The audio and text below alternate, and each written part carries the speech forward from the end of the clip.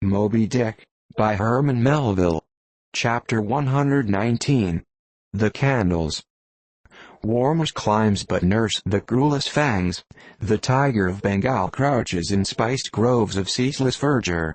Skies the most effulgent but basket the deadliest thunders. Gorgeous Cuba knows tornadoes that never swept tame northern lands. So, too, it is, that in these resplendent Japanese seas the mariner encounters the direst of all storms, the typhoon. It will sometimes burst from out that cloudless sky, like an exploding bomb upon a dazed and sleepy town. Towards evening of that day, the Pequod was torn of her canvas, and barepole was left to fight a typhoon which had struck her directly ahead. When darkness came on, sky and sea roared and split with the thunder, and blazed with the lightning, that showed the disabled masts fluttering here and there with the rags which the first fury of the tempest had left for its after-sport.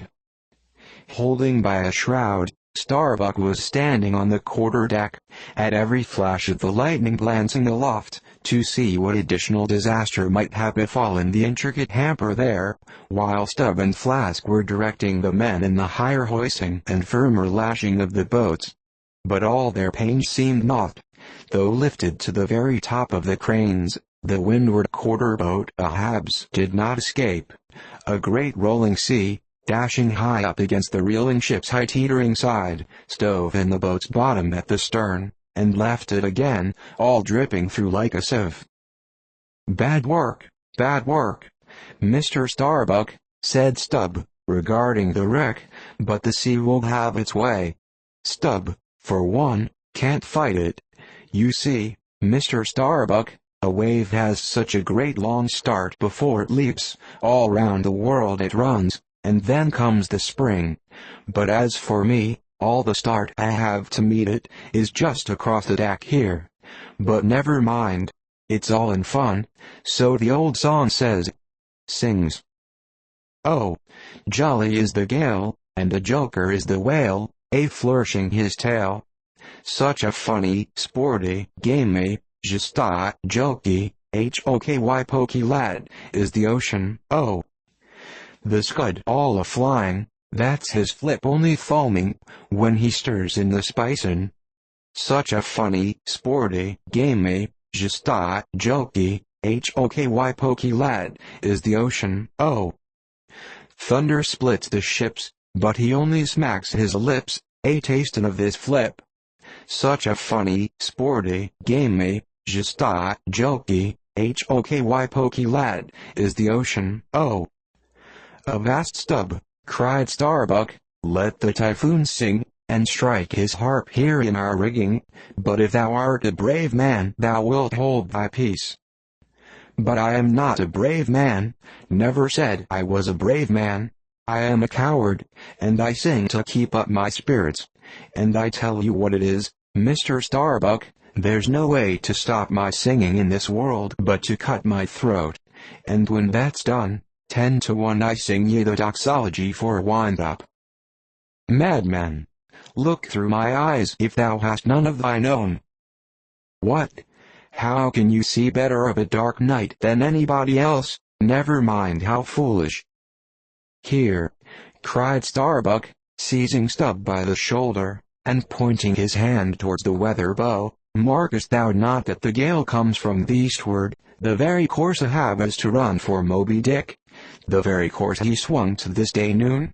Now mark his boat there. Where is that stove? In the stern sheets, man. Where he is wont to stand, his standpoint is stove, man. Now jump overboard, and sing away, if thou must. I don't half understand ye. What's in the wind? Yes, round the Cape of Good Hope is the shortest way to Nantucket, soliloquized Starbuck suddenly, heedless of Stubby's question. The gale that now hammers at us to stave us, we can turn it into a fair wind that will drive us towards home. Yonder, to windward, all is blackness of doom, but to the leeward, homeward, I see it lightens up there, but not with the lightning. At that moment in one of the intervals of profound darkness, following the flashes, A voice was heard at his side, and almost at the same instant a volley of thunder peals rolled overhead. "Who's there?" "Old Thunder," said Ahab, groping his way along the bulwarks to his pivot hole, but suddenly finding his path made plain to him by elbowed lances of fire.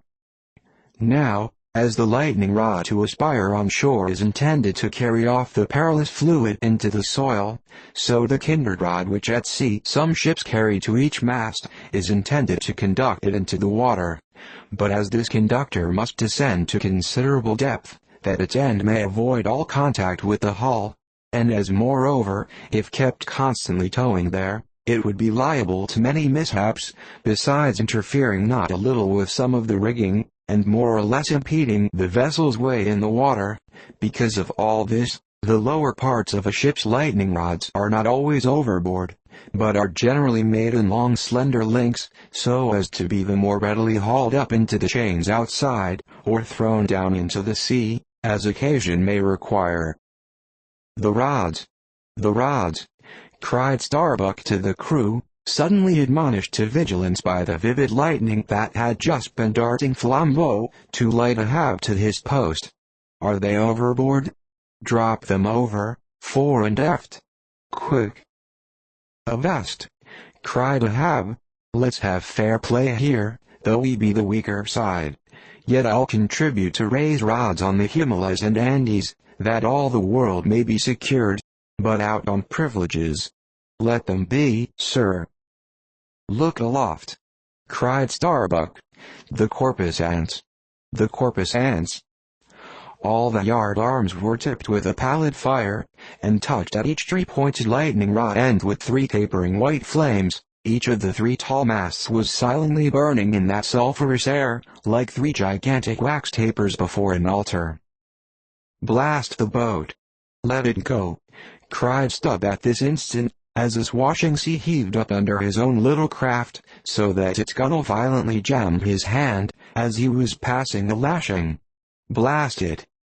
But slipping backward on the deck, his uplifted eyes caught the flames, and immediately shifting his tone he cried, "The corpus ants have mercy on us all."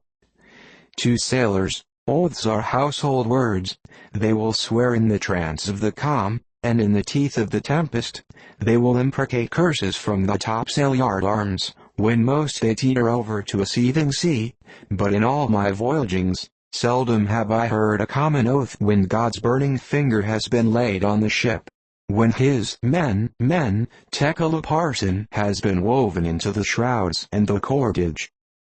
While this pallidness was burning aloft, few words were heard from the enchanted crew, who in one thick cluster stood on the forecastle, all their eyes gleaming in that pale phosphorescence, like a faraway constellation of stars. Relieved against the ghostly light, the gigantic jet negro, Daggoo, loomed up to thrice his real stature, and seemed the black cloud from which the thunder had come. The parted mouth of Tashtego revealed his sharp white teeth, which strangely gleamed as if they too had been tipped by corpus ants, while lit up by the preternatural light, Queequeg's tattooing burned like satanic blue flames on his body. The tableau all waned at last with the pallidness aloft, and once more the Pequod and every soul on her decks were wrapped in a pall. A moment,